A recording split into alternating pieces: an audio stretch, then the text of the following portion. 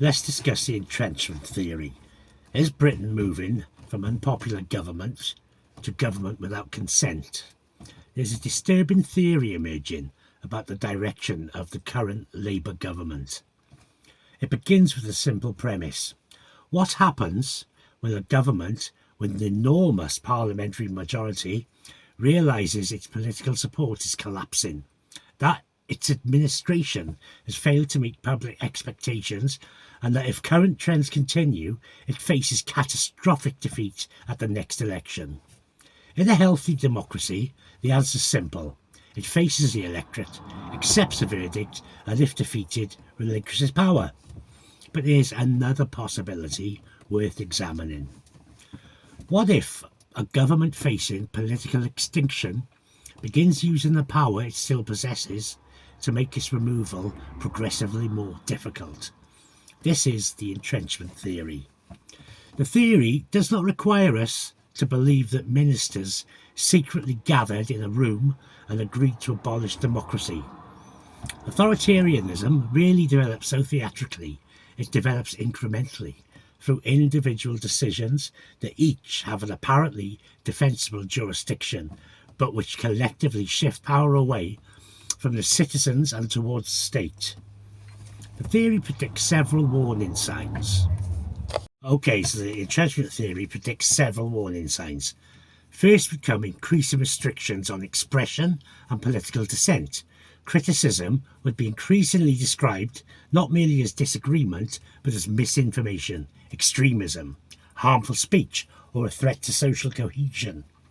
The important distinction is not whether genuinely threatening behaviour should be prosecuted. It obviously should. The question is whether the definition of unacceptable behaviour gradually expands until lawful political dissent itself becomes a subject to state scrutiny. Second would come increasing distrust in the impartiality of law enforcement. If citizens begin to believe that similar behaviour receives different treatment depending on the politics of those involved, the principle of equality before the law begins to erode. Whether described as two-tier policing or selective enforcement, the effect is the same. People cease believing that the state acts neutrally.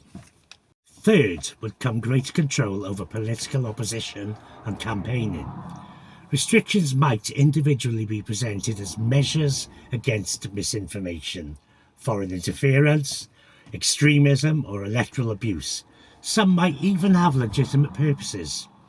The crucial question would always be, who decides what constitutes misinformation, extremism, or unacceptable political activity? If those definitions ultimately rest with institutions controlled or heavily influenced by the government of the day, safeguards supposedly designed to protect democracy could instead become mechanisms for controlling democratic competition. The fourth, and most seriously, would be interference with the electorate's ability to remove those exercising power. This is a decisive democratic test. Governments are entitled to be unpopular.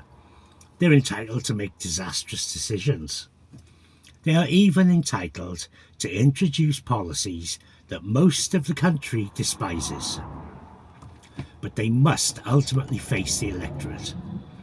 Any attempt to postpone elections without an extraordinary and objectively compelling national necessity manipulates electoral rules primarily to preserve incumbents, suppress legitimate opposition, or otherwise prevent voters from peacefully removing a government.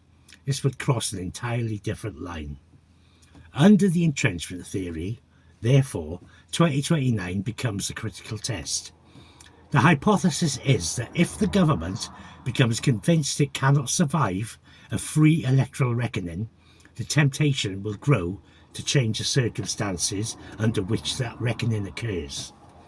That does not necessarily mean cancelling a general election outright. Modern democratic erosion can be considerably more sophisticated. Rules can change. Institutions can be reorganised. Opponents can face increasingly restrictive regulation. Speech can become more tightly controlled. Emergency circumstances can justify exceptional measures. Electoral arrangements can be altered. Each individual measure may have an explanation. The important question is whether they collectively move in one direction. Has it become easier or harder for citizens to remove the people governing them? That's a test by which this theory should ultimately be judged. There is also an important alternative explanation that must also be acknowledged. Governments routinely introduce bad laws, overreact to crises, and make politically self-serving decisions without pursuing an authoritarian master plan. Incompetence, ideology, and bureaucratic expansion can produce some of the same symptoms as deliberate authoritarianism. Therefore, evidence matters. If elections remain free and competitive, opposition movements remain able to organise political speech, it remains substantially protected, and courts remain independent, and the government submits itself to a general election by the constitutional deadline, the strongest version of the entrenchment theory will have failed. But if Britain instead witnesses progressively greater restrictions on dissent, selective application of the law, institutional independence, manipulation of the democratic competition, and ultimately attempts to prevent or substantially distort the next electoral reckoning, those developments should not be considered separately. They would obviously form a pattern. Democracy is not defined merely by having a parliament or occasionally holding elections. Its ultimate principle is remarkably simple. Those who govern do so temporarily with the consent of the governed, and the people retain the absolute democratic right to remove them. The moment a government begins fearing that very principle, it's no longer protecting democracy. It is protecting itself from democracy. You be the judge. Have a look at the way this country's operating. Just check out a little bit of evidence and then question the fact that some say this government is becoming very tyrannical. But you be the judge.